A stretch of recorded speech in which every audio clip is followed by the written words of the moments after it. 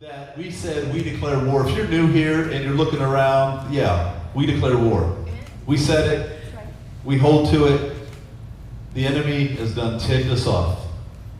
Too many times we play games. Too many times we're playing in this playground. And it's time to step up and say, you know what, we declare war. And that comes with responsibility. And yes, the enemy, he wants to come in like a flood. He wants to roar like a lion. He's just a little cat. He wants to be like a lion, but he's not the lion of the King of Judah. He's not him. He wants to be like him, but he's not. And we declared war. That's what we said. That's the statement, because we're taking it back. What God intended us to have anyway. And here's the thing that I find so crazy at times is people do not understand that greater is he that's in you than he that's in the world. That statement blows my mind for some people. That you don't realize at times that you let everything dictate you and you're like, I don't know how I'm going to get through that. Well, if it says greater is he that's in you than he that's in the world. If it's always something negative, then is he truly in you? Because if that was the case on the other side, you would know without a shadow of doubt when you face it, when you're in the storm, when you're going through it, that he's still greater in you. But too many times we face things and we forget that he's in us. You're talking about the King of Kings, the God who dwelled in the tent, the God who dwelled in the ark. And he said, listen, I'm going to bring my son and he's going to dwell inside you, even greater. That only priest could hold the Ark of the Covenant from a distance. Can't even touch it. Had bells on with ropes tied to them just in case they would die inside that tent. And be pulled out because I didn't hear the bell ringing. That God is still the same God from yesterday and today and even tomorrow, if we're granted tomorrow. He's greater inside of us. So no matter what you face, what your biggest battle is, God's got it. And a lot of times we want God to just push and grab a little wand if I had something to pull and just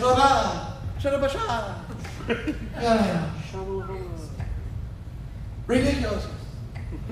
Whatever Harry Potter says, whatever. Oh, he said Harry Potter at church, oh God. But we want to treat God like he's got a wand and he can make it better. That's not the case. He's trying to make you better. Yes, can he change situations? Yes. But most of the time when you look through the Word of God and when you see things happen and he's like, I'm trying to make you stronger through the storm. Yes. But I wish this would change. I'm changing you so you can see it different. That's right. But what about this with my family and my kids? I'm changing you so that outcome can be different. I got all that under control. You just focus on me. And I think too many times we get to a place where we forget about greater is he that's in us than he that's in the world. We focus more on he that's in the world and forget about him that's in us. Well, look what's going on in the world. Look what just happened over here. Look what's happening here. Look what's going on in my life. Look what's going on in my world. Look what's going on in this. That's why we said World War Z for these students. What world are you in? What's surrounding your world? It's time to go to war with this. And that's the thing, we focus more on the backside of that scripture about him in the world than the fact that he that's in us. Yeah. Who brought a son that defeated the world and lives in us so we can have the strength to do that. To defeat anything inside of us, or around us, in our lives. When the children of Israel were going through the desert after they got liberated, the exodus of all of Israel, going through the desert, walking around for 40 years. They would go and then they would stop and they would set up all their tents and they would go and then they would stop. And they would set up another of their whole family unit tents. And then the big tent, the main tent, the tent that housed the presence of God and all the articles inside and all the way it had to be laid out and the dyes that had to be colored and would have to sit on the tent a certain way to represent what God asked. Last week, I don't know if you were here or not, but we were talking about mark my words. And too many times we have people only taking maybe a small 25% of 100% of what is being said. I'm only going to grab a small percent of that. Not on purpose, because our minds are so busy, we're not taking the instructions that are at hand that he's asked us to do. These things happen all the time. You could be in school and students would be going through stuff and they'll be like, well, I didn't know. I just didn't know. Parents, you have that happen with your kids, or maybe you were the kid at one point and the parent asked you to do something and you just didn't know. So yes, I got that, I'm going to get that, and you just forget because you didn't retain what was said. God has instructions and we have to apply them. He said how to put the tents up. He said how to do this. So the children of Israel are roaming the desert in circles, getting ready to go in the promised land. And as they go, they didn't have a place. They crossed the Jordan. They went to where? Jericho. And they walked around that thing. Before Jericho, they had to go take care of the childhood issues they had and fix what was meant to be fixed as a child. They had strategies, and then we started to walk around Jericho, and as they're defeating, they didn't have a place to say, you know what, I'm going to go back home. See, when you guys leave here, guess where you guys go? Back to your place. Imagine leaving here, and you pack up your tent and have to go set it up somewhere to the next destination. Or you brought your tent here, and we all set them up out in the field, and we got ready for service today. You know how much work that is? But nobody complained about it because that's just what it was. They were a family. They were an army. This is how we roll. We roll together. Well, I don't want to do that. And that's a lot of work just to come to the service. You know how many people think it's a lot of work just to come to this service that we have once a week that only lasts for an hour and a half? That they just can't, or they don't want to? Or a youth service that happens on a Thursday, I just can't do that. Or they're mad because it went past 8:30 and God's probably dealing with some of the students, but they're tore up about it because they got to get back home. But yet get them on overtime in the game, and they're all good being out till 10 o'clock with their kids, but they're all tore up on Sunday or on Thursday night. Something's wrong. Something's completely off. And so we got people that are traveling, so when they camped and got ready for where they were going, and that was Jericho. And we talked about all this. Leading up to Jericho, they walk around, the walls fell.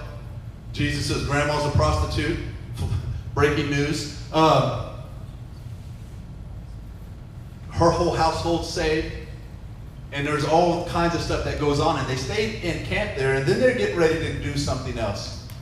Before I'm going to tell you what they're doing, and then we're going to backtrack for a second. They're getting ready to go up to Ai. This is another outpost for the enemy of Canaan. An outpost where it was up more in the hills, so they had to travel up. So they camped, and they're just going to take people up to that location. Because Jericho was considered kind of like, for all of the Canaan area, was the big prime location.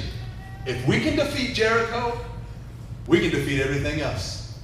We can take every city from there, every town, every outpost, everything, because that is the biggest one. And so that's what leads us to this moment that we call hidden treasures. I hope you're ready today, because God has something in store for today, and I think this applies to everybody in so many ways. Go ahead. Well, what's pretty crazy about it is from last week to this week, it really ties in, because going from mark my words into hidden treasures is the whole issue that starts in this situation from Jericho, is because they didn't pay close attention to the words of God. And so I want to start with you in Joshua chapter 6, verse 18 through 19, and then we're going to skip around a little bit in chapter 7. So just follow along with us this morning. It says, "Do not take any of the things set apart for destruction, or you yourselves will be completely destroyed, and you will bring trouble on the camp of Israel. Everything made from silver, gold, bronze, or iron is sacred to the Lord and must be brought into his treasury." Chapter 7, verse 1 says, "But Israel violated the instructions about the things set apart for the Lord. A man named Achan had stolen some of these dedicated things, so the Lord was very angry with the Israelites. Achan was the son of Carmi, a descendant of Zimri, the son of Zerah, and of the tribe of Judah. When they returned, they told Joshua, there's no need for all of us to go up there. So what happened is, let me stop here for just a second. They stop after Jericho. God tells them, you're not supposed to take any of the articles that were meant for God's house. He said the gold, the bronze, the silver, the iron, all those kind of things. The only thing that was supposed to escape was Rahab and her family, period. Nothing else was supposed to be taken except for those articles that were left behind were supposed to be put into the Lord's treasury. They were meant to go into the house of God to serve purposes there. A lot of times those things would be melted down, made into other things, but they would also, even back then they had to have some form of currency. So things like that were made to help support the church and go into the treasury of God. What ended up happening was Achan did not pay attention to the Lord's instructions whatsoever and disregarded them and ended up taking some of those items for himself. So they go on and they've defeated Jericho, and nobody knows that Achan's done this except for maybe the ones who live in his tent, possibly, his household. And maybe some of them didn't even know. Maybe he was sneaky enough to hide the articles at that moment. But what happens from there is they have Ai that's coming along that's getting ready to, they're going to take another ground, take another area, and Ai wasn't very large, and so they came back and told him, there's no need. This is where we get into this scripture. They sent out spies to check it out again and see how the land was, and here's where they come back and they told Joshua, they said, there's no need for all of us to go up there. It won't take more than 2,000 or 3,000 men to attack Ai. Since there are so few of them, don't make all of our people struggle to go up there. So approximately 3,000 warriors were sent, but they were soundly defeated. The men of Ai chased the Israelites from the town gate as far as the quarries, and they killed about 36 who were retreating down the slope. The Israelites were paralyzed with fear at this turn of events, and their courage melted away. So here they're defeated, and as you go through the story and look at it, because I'm not going to read the whole story to you, but what happens is Joshua becomes very discouraged because he's trying to say, God, I thought you were going to be with us. You had said that you were going to bless us. You brought us from, the Jordan. We crossed over. Man, maybe we should have just stayed where we were because of everything that's happened, because if we start getting defeated and the people in the land know that they can beat us, then we're never going to make it to take the promised land. And Joshua gets very discouraged at this moment, and he honestly begins to get very irritated and upset as well, because he knows that something's not right for the fact of God had told them, if you take the articles, you're going to be cursed. If you don't take them, you're going to be blessed, okay? So here we go into it, and Joshua is groveling at the Lord's feet. He is literally in prayer, groveling and asking God, and he is upset. He's weeping. He's disheartened because he just doesn't understand, I don't want to be left here just to die. I didn't come this far to do this. And God speaks to Joshua and says, Israel has sinned and broken my covenant. They have stolen some of the things that I commanded must be set apart for me. And they have not only stolen them, but have lied about it and hidden the things among their own belongings.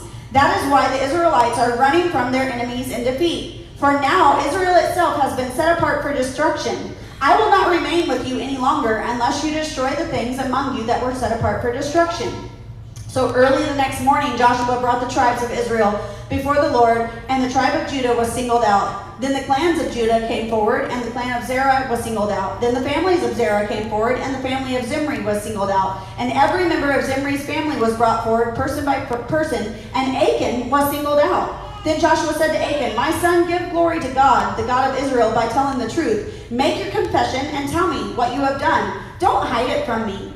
And Achan replied, it is true. I have sinned against the Lord, the God of Israel. Among the plunder, I saw a beautiful robe from Babylon, 200 silver coins and a bar of gold weighing more than a pound.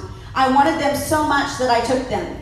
They are hidden in the ground beneath my tent, with the silver buried deeper than the rest. So Joshua sent some of the men to make a search.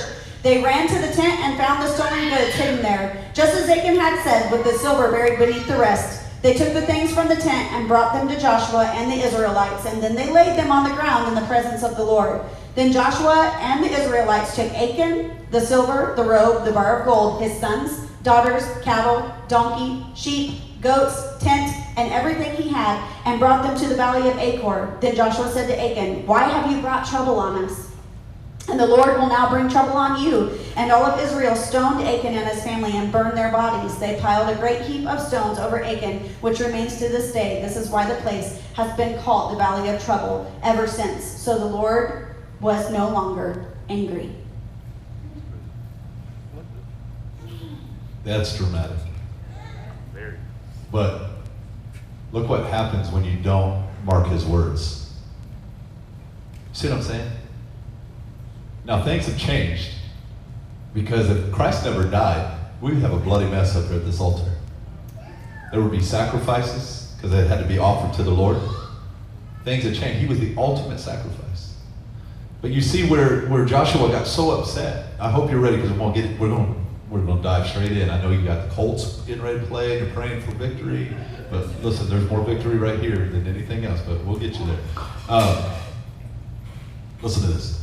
Joshua's so mad, because you got to realize this. These are young people. This is the first time that the young people died.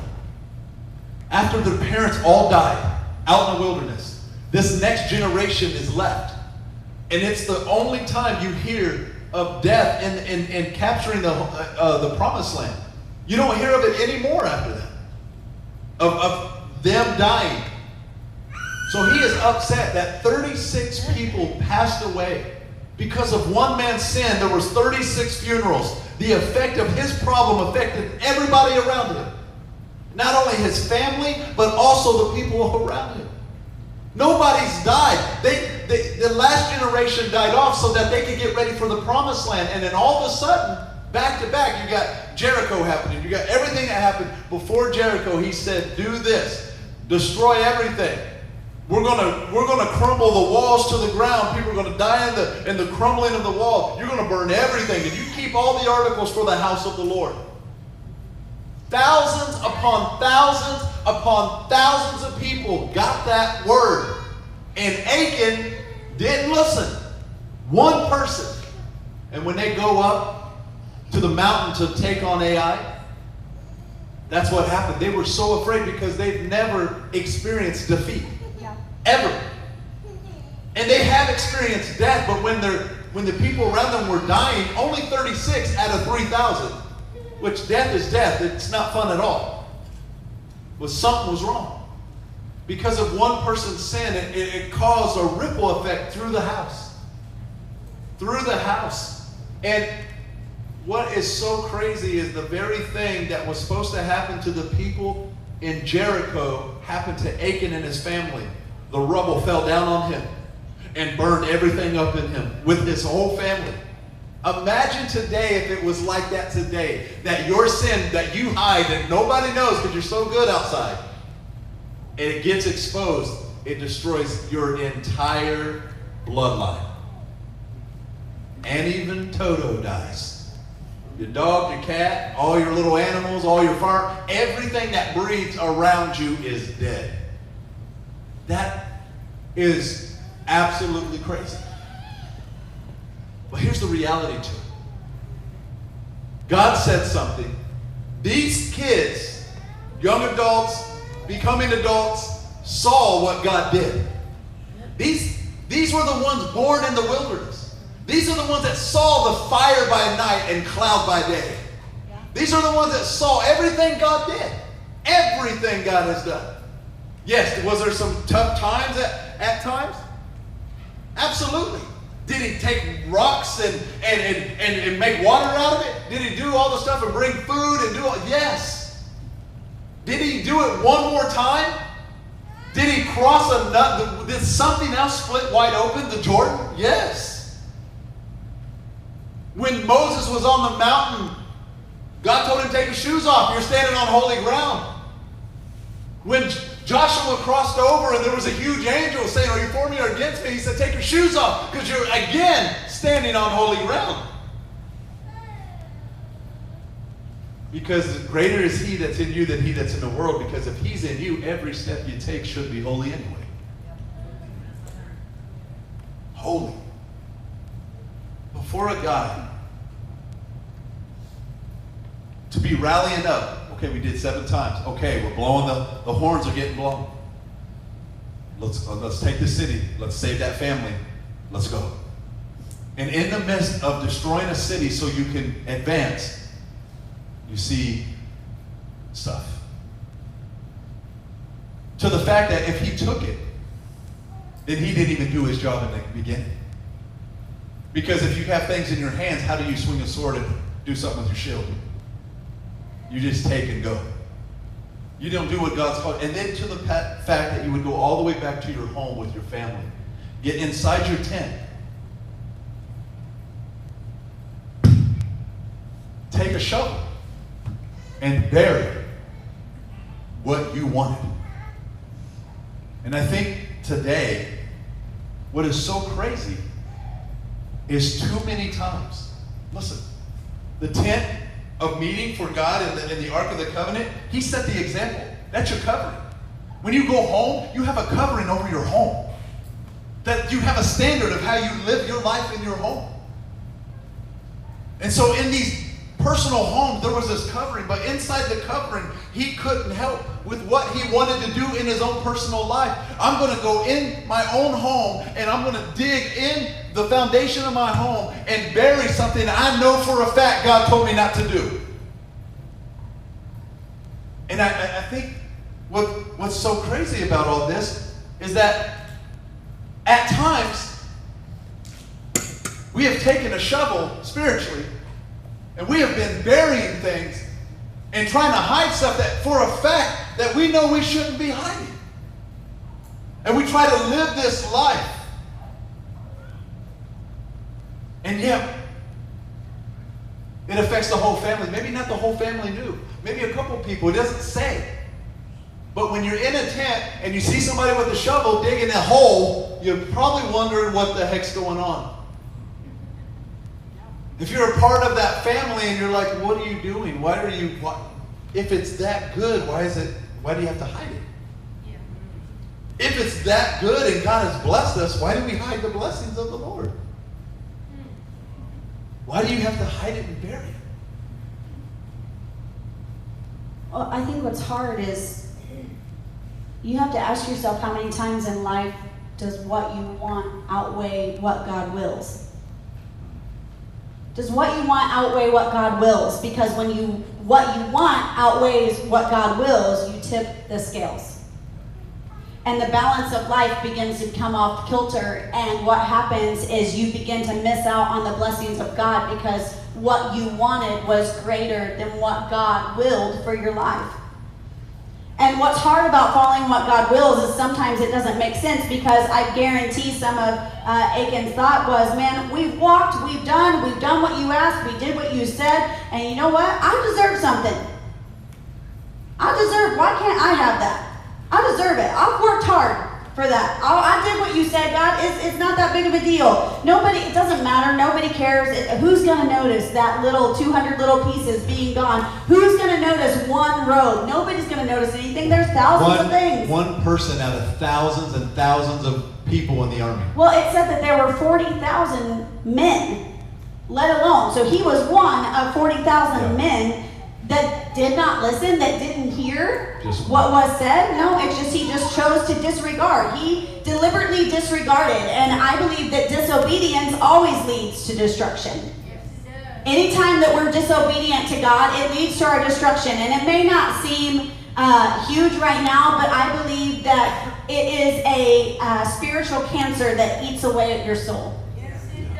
And there's nothing else that can take care of that or get rid of it except for the DNA replacement of Jesus Christ, when you allow him to come in and take out the things that are in your life that are causing all of that. And what got me is you talked about Achan in the tent, and you mentioned the tent of meeting. And what hit me so hard about this is that I want to read a scripture in Matthew 6:21. It says, and this is in the Passion, it says, "For your heart will always pursue what you esteem as your treasure." Your heart will always pursue what you value, what you esteem as your treasure. So your heart, where your heart is, that's where your treasure is. That's the scripture before that where Jesus talks about don't store up treasures on earth where thieves and moth and rust will destroy. Well, I mean, I guess moths could destroy it later on too, but the fact of it is that you don't store up treasures here on earth. You store up your treasures in heaven. And what that means is that you may not see the reward for things that you do now, and sometimes you may still be feeling like you're lacking in your earthly things, but when you get to heaven, your reward is so much greater than all the things that you could attain to here on earth. Yeah. And it hit me because if God created in the first place the tent of meeting, that's where Jesus met with his people, was the tent of meeting. And then we had the tents that came along, and Achan buried his foundation, or buried his treasure in the foundation of his tent. He buried it in the foundation. And what was meant to be a foundation in the church became a foundation in his home, and was literally turned around to be something that it wasn't meant to be. And what's crazy is when Jesus Christ came, we became the tent of meeting for him. And what's crazy is we have things that we bury in the foundation of our own hearts that literally keep us from coming to the tent of meeting with God and putting those articles, the treasures that we have in ourselves, whether it's talents, whether it's, just relationships, the things that we have, we put a false picture to it because we think it's good, because we've got treasures in the bottom of our tent, in the bottom of our heart. And I think that what happened is Achan literally allowed himself to believe the lies of the enemy, that nobody's going to notice. It's not that big of a deal. Nothing matters. But guess what, guys? The greatest lies that you can ever tell, the greatest lie ever on this earth, are the one that you tell yourself. My goodness. Because if you can tell yourself a lie so much you begin to believe it, then it's no longer a lie. It becomes your truth. And what happens is, if it's your truth, even though it's still a lie, you think it's true to tell everyone else. My goodness. And what happens is then that lie is still infecting everyone else. And the scripture says that Satan is the father of all lies. And it says that if you are in a lie, then you are not of me. You are of your father, which is the wrong father. And you are living in a lie. And what's crazy is sometimes, we look at this, and this is a tough subject to talk about, because this makes us have to look, again, we talked about reflecting inside. It makes us have to look inside and ask God, what are those things that might be deep there that have been foundationally laid, even from maybe when I was younger or to now, or what am I hiding on my own? Because we can blame the enemy all we want. Well, this is a bad strategy.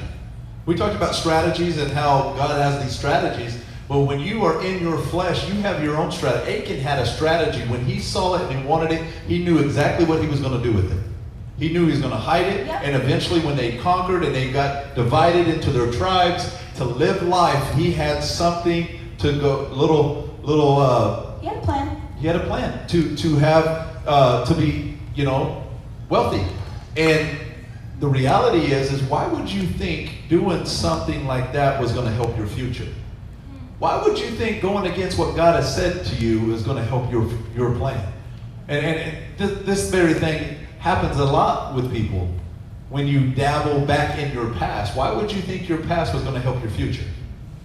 And this stuff happens. We get to a place where we look at this, and his sin was never a individual sin. His sin found him out. I mean, reality is when this stuff kind of happens in your life and somebody does something, it just doesn't affect that one person. It affects everybody around you. When things happen, it affects multiple people. And I think what we're looking at with this whole scenario and checking this thing is, this is your home. This is you. Let me be real about one thing. There's only one thing you should be hiding. One thing. And it says, hide the word in your heart so you don't sin against it. That's about it. That's it. But this is your home. And to think that, you know what, I'm just going to bury this. What happened to me in the past, I might as well just take it in the foundation, and I might as well just start digging into it and burying it in here. So nothing, nothing's, if I can't see it, it don't exist anymore. Achan buries it and goes about his day and they get ready for AI like nothing happened. But think about this with the church, with people. We bury our situations and all the stress and all the anxiety and all the anger, and we bury it, and we go about our day and act like everything's still good. No, good and well, you've already pulled the shovel out of the shed, and you've already done something right there. But I'm telling you right now, it always says it. It is always true. What is hidden in the dark will always come to the light. 100%. I don't care how deep you bury it. I don't care if you get a backhoe and you dig it pretty deep. But I promise you one thing. Christ brings it to the light. And your stuff you bury, this stuff in your life that you bury, it affects people around you. You'll bury the pain, bury the anxiety, bury the dysfunction of something, and I'm just going to bury it. Oh, everything's good, and I'm just walking around with it. And then guess what happens? Those stupid yucca plants in the front of this church will not die. Sorry, that was just a moment. I'm sorry. It's a little counseling session. You know how many times we try to dig it out or bury it? And it just keeps growing? Burn it? It just, when you keep, I hate you, Brandon. And you turn around and you're like, yucca plants. I feel you. And I'm telling you, we have ripped that whole place apart, and somehow they keep coming back.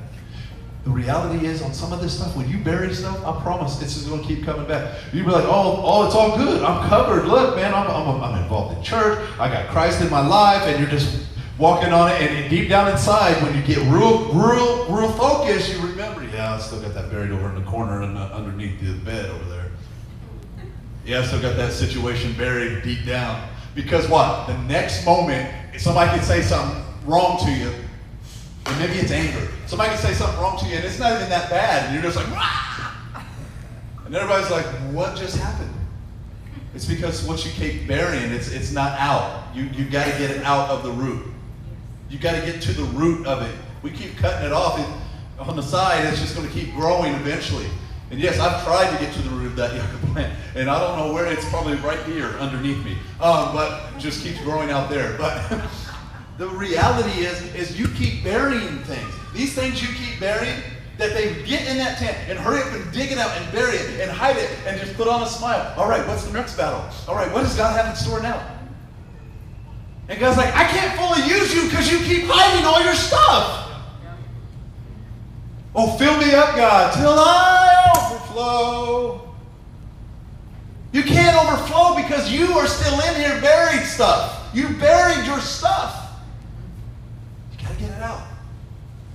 Well, it's okay. I just, if I can just bury this pain, and I can always feel accepted, so I go to one relationship to the next relationship to this relationship, whether it's dating or friendships. I can't just be alone. Buried. When you finally get it out, it's so liberating. When you finally get it out. Because listen, what happened? I don't know if you understand this. I don't know if you understand the name Judah. That was the worship tribe that was behind the priest was leading into Jericho. That was the tribe that led in worship. Worship always goes before. Judah always takes the lead. That's why it's important for us as Christians, as we worship, we take the lead in worship because we're offering it up to Him. Well, I think in worship, the fact of it is from our very hearts, from the depths of who we are, from the foundation of our soul is what we worship God from. And what we store in the foundations of our heart determine the value that we place on God. If you have things stored in your heart that you know are not pleasing and things that are not acceptable to what God would desire because you just wanted what you wanted. And let's just be honest, there are many times several of us and all of us could say we disregarded some of the rules because we wanted what we wanted. Because we just wanted it. We felt that we were owed something, that we deserved that. That we've gotten this far. Why shouldn't we be able to have that? And then what happens is we're facing those consequences. And again, I was going to say this earlier, is we want to put all the blame on the enemy. We want to blame the devil for everything that goes on. But what happened to just being the product of your own choices? What happened? You were given the freedom to choose. And what you choose affects people. And so let's go back. If you think that I'm wrong, let's go back to the very, very beginning when it all started with Adam and Eve. They were a product of their own choice that they made. Nobody made them do it. They could blame the devil all they wanted, but he didn't make them do a daggone thing. They are the ones who chose to take that bite. And because of that, it has affected us to this day. So you tell me right now that the things that you don't have hidden in there, those desires and those wants of your choices and the things you do don't affect the people around you and the generations to come. Because if that's the case, then what the heck are we going through right now? And how did we get here? Because the fact of the matter is that when we treasure God, we'll treasure the people around us. When we treasure God, we'll treasure the things that He's given us in our heart to store and to hold that dear and do that around us. And when we don't treasure God and we treasure the world and its things, we devalue the people around us and the things around us. We tell them that they are of less importance. Yeah. And I think what hit me so hard is about hidden treasure is what are you hiding in your tent of meeting with God? Are you hiding His word that you might not sin against God? Or are you hiding the things of the world? Because, and you know what's funny? It doesn't even have to be something that big of a deal. It doesn't even have to be a major sin, because let's look in the reality of it. I mean, let's go here. Reality of it is Achan took a couple things. He could have just said, you know what, man, I'm sorry, I was wrong. Forgive me, I sinned. Here's your crap back. You know what I'm saying? Like, he could have been like that. You know, you're looking at it and you're like, man, God, that's not that big of a deal. But the point of it is God's very words from the beginning had said, if you take any of these things that were meant for destruction, then you will bring destruction upon yourself. And the fact of it is I don't think Achan was destroyed for the fact that he took something. I think he was destroyed for the fact of disregarding God. Yes, ma'am. And so when we disregard God, it destroys us. Like I said, it's that cancer. So you may have something simple in your life. What if it's like, you may have like an addiction to buying things. Because when things go on and like a shopaholic. Yeah, sort of. But it's a hidden one now because everybody buys things online, so nobody knows that you buy crap all the time because it gets delivered to your door, and nobody knows that you buy it because it's just simple. Like, oh man, I'm struggling. I'm going through a really hard time. I think I need something. I've had a really rough time and a rough week. I deserve something. I deserve that. And you know what's funny about that? It's not the point whether you have the money or not to do it. Maybe it's not causing you a problem financially. But did you go to God first and spend time with Him? Was He first on your list, or was buying something first on your list? The point of it is little things become big things that take away from who He is in your life. Well, I think this is, I said it a couple weeks ago, this is the main reality of because nobody wants to talk about this stuff at church, and they always get all weirded out and like, oh, you're talking about money. Money's always a sore subject. Money's this, money's that. Yes, people work hard for what they have, and unfortunately some people don't want to work and just take money. And there's all kinds of stuff like this. This situation was a money situation. And here's the reality of what happened. It said those kind of things, what he took, were meant for the house of God. And he took from God what was meant to be put in the tent with the Ark of the Covenant, and he snatched it up and thought that was going to be okay. But man, can I be real about something? How many times do we do the same thing when nobody's obedient to tithing? You know what I'm saying? Like man, I forget. It's time for offering. I got a couple dollars. Here you go, God. Here's a couple bucks. Here's a couple bucks. I mean, it's something. I gave him something. There you go. Because I buried actually the tithe I was supposed to give him. But you can have scraps, just like a dog. Here's leftovers. And God's like, do you want to fully be blessed? This whole sermon ain't about tithing. Here it is. Do you really fully want to be blessed? Because if so, then be obedient to my words. Because he said, mark my words and watch me open up the floodgates of heaven. You're like, I just am struggling. Are you tithing? That's the reality. No, but I'm going to keep on putting my nest egg up, and I'm going to keep on doing this and I'm doing that. Do you know for a fact that if everyone, now we're blessed, don't get me wrong, but if everyone would actually be obedient to tithing, how much more blessed it would be in your own life, not here, in your life. Yeah. Not like, oh, the church is going to be more blessed because we need your money. No, I don't need your money. I need your obedience. Because God needs it. And I got to follow what God says. But that's what happens. If that was your for real tithe, whatever this is, it looks like $3, $4, $5. It would have been $6, but some girl took $1 this morning. It hustled me, man. It was your kid. It's all good. But if that was my tithe, well, there's more than 6. There was a couple. I would probably have to, I need to, I gotta stick that. Work hard for that.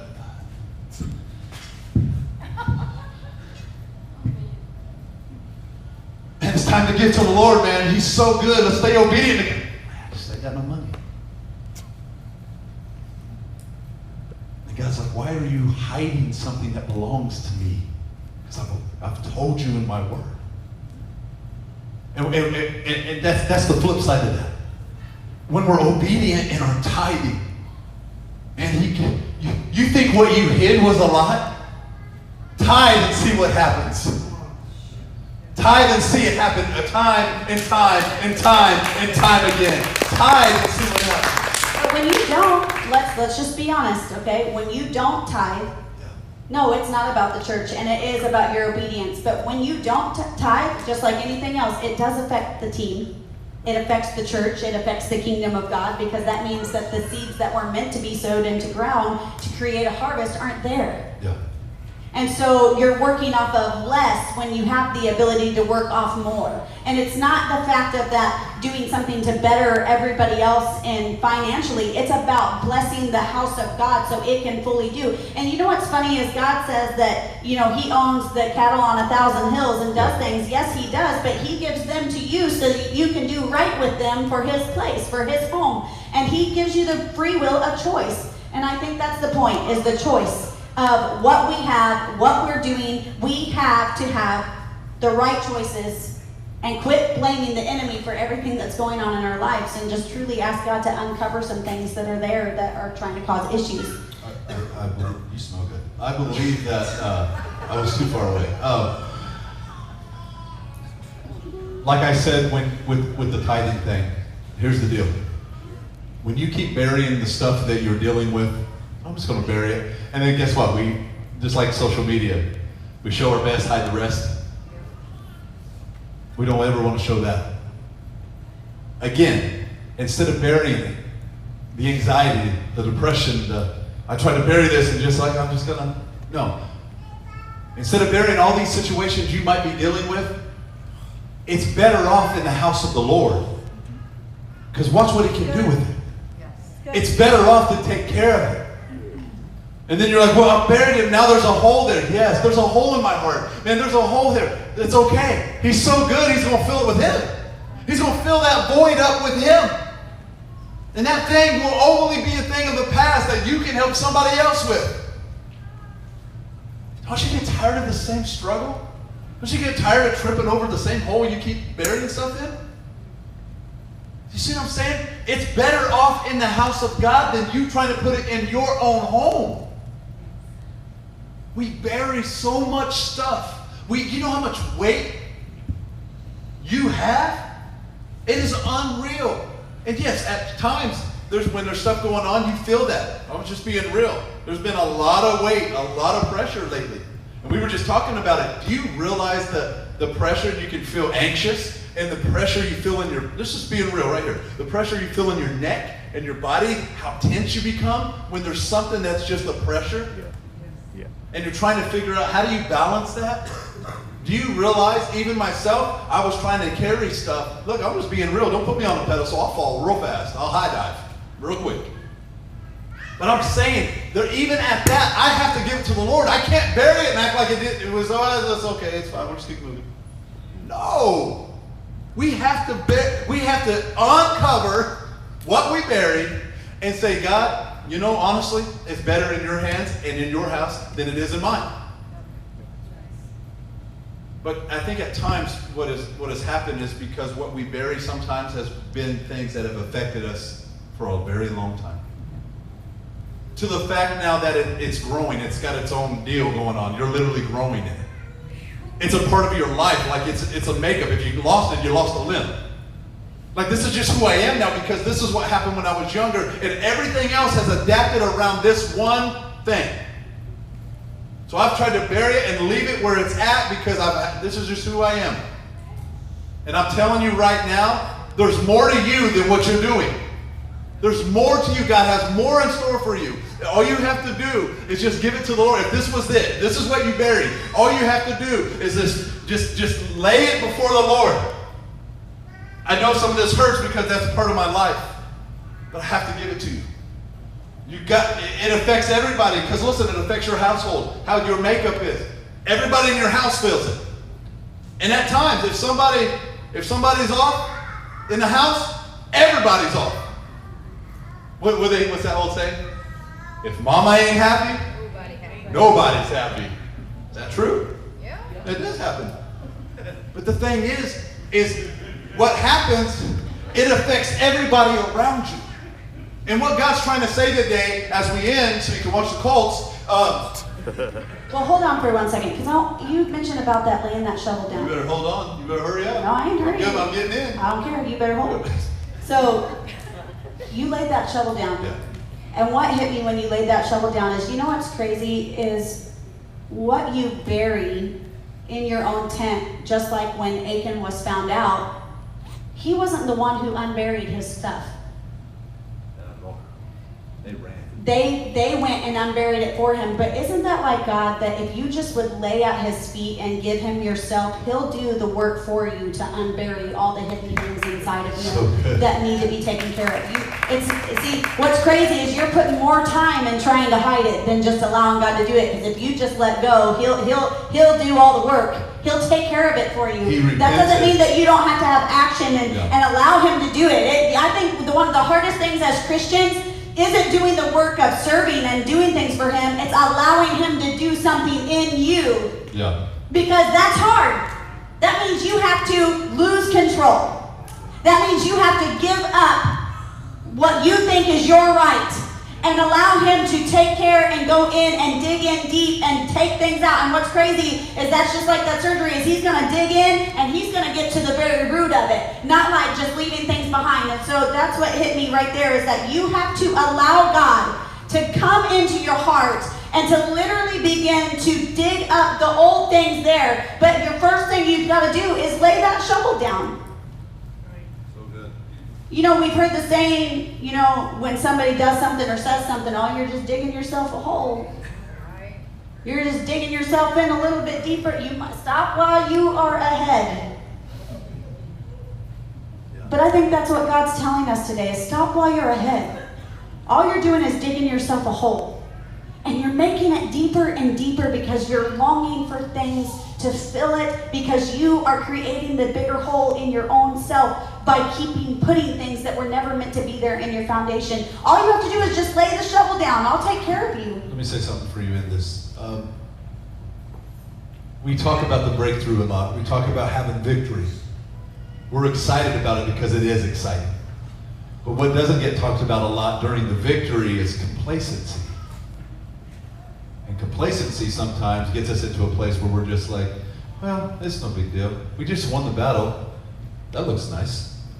And we just get to a place like we have to stay on guard and alert every time. Through any victory, every moment has to stay connected. Because it can get there. And that could be like, ooh, pleasing. There was nothing he needed. Not one thing did that man need. God has provided all the way up to there. And they were starting to eat of the land, and God stopped all that. But it wasn't that he was going to stop them from winning and moving forward. He just thought, well, you know, when I finally get settled, I can have this little nest egg and I'll do well for myself. Don't rob God. Why don't you stand with us this morning? And as we go into end and close, I want you to really think about some things. I think about how he was just talking about the victory and how we can become complacent, because it is easy when you really do win a battle to be stuck up in that high moment. But what's crazy is we have to remember life is not lived on the highs and the lows. It's where you are in the steady ground with God. And you know that no matter whether you're winning or you feel like you're losing, you are still with the God who has it all. And he is taking care of everything in your life. And I think the focus of it is that what are you doing with your shovel? And what do you treasure? He said, hide my word in your heart. David said that. I will hide his word in my heart that I might not sin against God. I treasure it over every single thing. And today the question is, do you treasure God over all the things that you have buried or could bury in your life? Because if you are holding on to those things, then your foundation is full of self. And a foundation built on self is the foundation built on sand. And when the rains and the floods and the storm come, guess what? It's going to get washed away. You got to build your house on the rock and what God wants.